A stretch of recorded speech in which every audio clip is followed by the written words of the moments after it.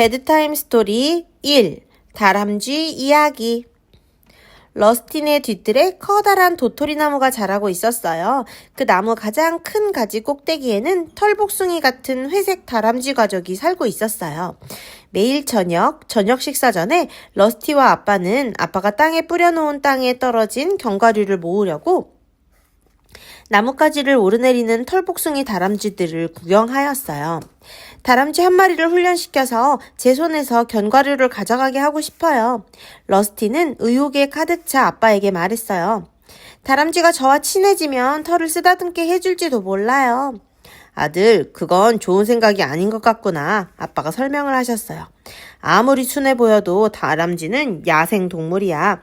특별히 다람쥐가 겁을 먹게 되면 너를 물 수도 있어. 그리고 병을 가지고 있는 다람쥐라면 너에게 나쁜 병을 옮길 수도 있지. 그러면 엄마 아빠는 너를 병원에 데리고 가서 주사를 맞게 해야 해. 넌 주사 맞는 걸 정말 싫어하지 않니? 저는 다람쥐를 겁먹게 하지 않을 거예요. 아주 조심히 다룰 거예요. 러스티가 말했어요. 안 돼, 아들. 다람쥐들을 내버려 두거라. 내가 없을 때는 다람쥐에게 먹이를 주지 마렴. 아빠는 남은 마지막 호두를 나무 쪽으로 던져주었습니다. 저녁을 먹으러 들어갈 시간이다. 오늘 저녁엔 엄마가 피자를 만들었어. 러스티는 자기가 가장 좋아하는 피자라는 말에 배가 꼬르륵 소리를 내는 걸 느꼈어요. 배가 고픈 것 같아요. 아빠도 배고프시죠? 물론이지. 뒷문까지 달리기예요. 러스티는 달리기를 시작하면서 소리쳤어요. 그는 현관으로 훌쩍 뛰어올라 스크린 도어를 쾅 하고 짚었어요. 이겼다!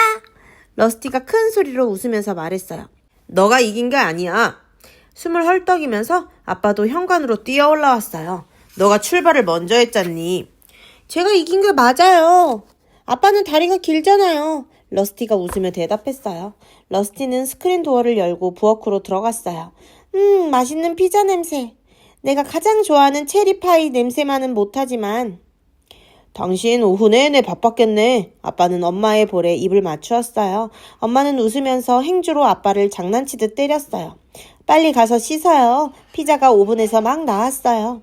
밤새도록 러스티는 다람쥐 생각뿐이었어요. 적어도 다람쥐 한 마리만이라도 내 손에서 먹이를 받아먹게 길들일 수 있다면 얼마나 재미있을까?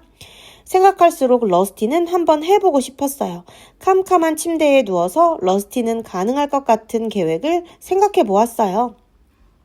다음날 아침 아빠는 사무실에 가시고 엄마가 세탁해야 할 더러운 옷들을 분리하고 있을 때 러스티는 세탁실로 슬그머니 들어가서 엄마에게 다람쥐에게 먹이를 줘도 되느냐고 살짝 여쭈어보았어요. 러스티의 바지에 묻은 풀립 얼룩을 문지르느라고 바쁜 엄마는 러스티의 질문을 건성으로 들으시고 그래 아들 조심하거라 라고 대답하셨어요. 고마워요 엄마. 러스티는 엄마가 마음을 바꾸기 전에 서둘러 세탁실에서 달려나왔어요. 부엌에서 그는 냉장고 문을 열고 호두 자루를 꺼냈어요. 호두 자루에서 호두를 한 주먹 꺼낸 러스티는 호두를 주머니에 넣었어요. 호두 자루를 냉장고에 다시 집어넣은 러스티는 엄마가 보고 있지는 않은지 집안을 살펴보고는 급히 밖으로 나갔어요. 스크린 도어가 그의 뒤에서 쾅 닫히자 회색 다람쥐들이 나무 줄기를 타고 급히 나무로 올라갔어요. 러스티는 나무 둥지에서 집까지 호두를 뿌려놓고 현관 계단에서 다람쥐들이 자기에게로 다가오기를 기다리면서 스릴을 느꼈어요. 정말 다람쥐들이 러스티에게로 다가왔어요. 다람쥐들이 한 마리씩 호두가 있는 곳으로 다가오더니 마침내 러스티가 앉아있는 곳까지 가까이 온 거예요. 기쁘게도 러스티가 가장 좋아하는 가장 작은 다람쥐가 가장 용감했어요. 마지막 남은 호두 몇 개를 먹기 위해 작은 다람쥐는 점점 더 가까이 왔어요. 숨을 죽이고 러스티는 마지막 남은 호두를 손가락 사이에 끼웠어요. 다람쥐가 이 호두를 가져갈까? 다람쥐는 러스티의 손에서 15cm도 떨어지지 않은 곳까지 다가왔어요. 다람쥐는 이곳저곳을 살펴보았어요. 그리고 호두를 쳐다보더니 다시 러스티를 살펴보았어요. 러스티에게서 눈을 떼지 않으면서 다람쥐는 살금살금 더 가까이 다가왔어요. 다람쥐가 목을 빼서 러스티의 손에서 호두를 꺼내 먹을 만큼 가까워졌을 때 시끄러운 오토바이가 부릉부릉 소리를 내며 지나갔어요. 시끄러운 소리에 놀란 다람쥐가 호두를 움켜쥐다가 날카로운 발톱으로 러스티의 손가락 끝을 핥히었어요. 그러고는 뜰을 가로질러 나무 위로 폴짝 올라갔어요. 야야야야! 러스티는 비명을 지르면서 손가락을 움켜쥐고 울면서 집으로 달려갔어요. 무슨 일이니? 왜 그래? 엄마가 놀라서 물었어요. 갑자기 러스티는 다람쥐에게 물리면 주사를 맞으러 병원에 가야 한다고 경고하셨던 아빠 말씀이 생각났어요. 또한 다람쥐들을 내버려두라고 하시던 아빠의 말씀도 기억하게 되었어요. 날카로운 막대기에 찍혔어요. 러스티는 흐느끼며 말했어요. 엄마는 손가락을 조심스럽게 살펴보았어요. 피부가 벗겨졌네? 다행히 피는 많이 안 나는구나.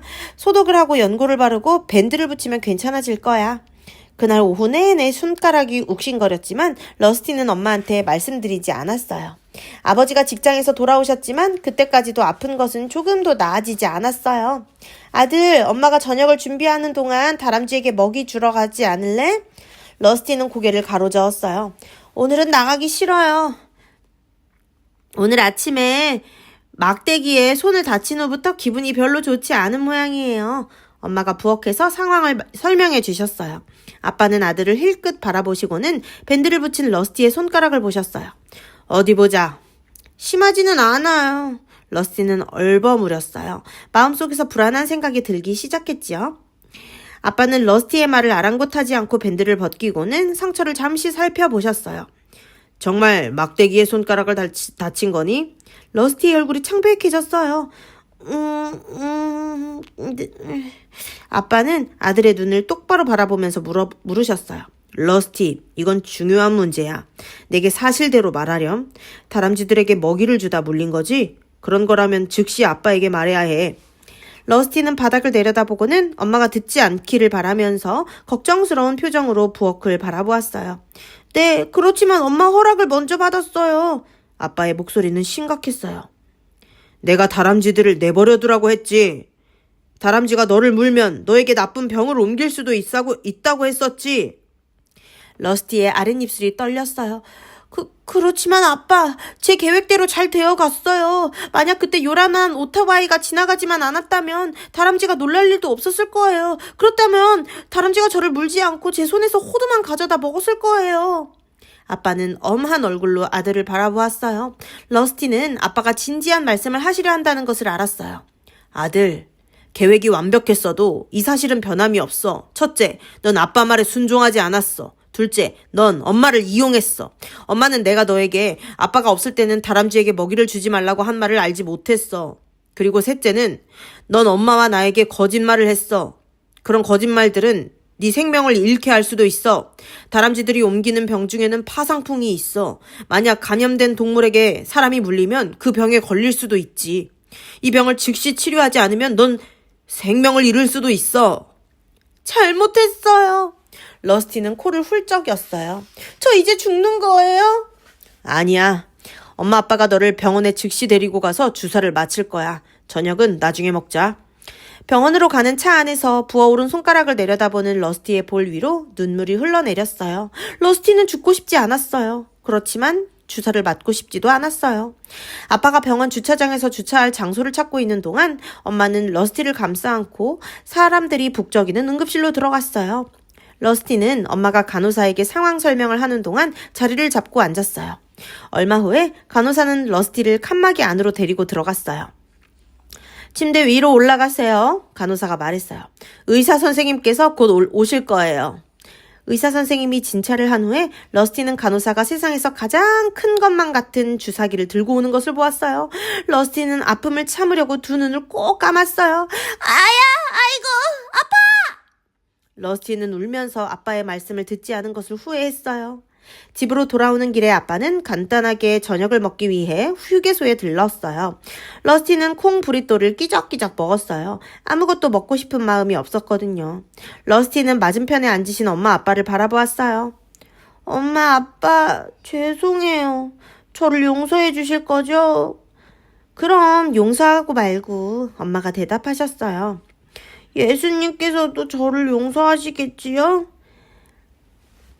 물론이지. 예수님께서는 우리가 죄를 고백하면 용서해 주시겠다고 약속하셨단다. 아빠가 대답하셨어요. 아무리 나쁜 죄라도요?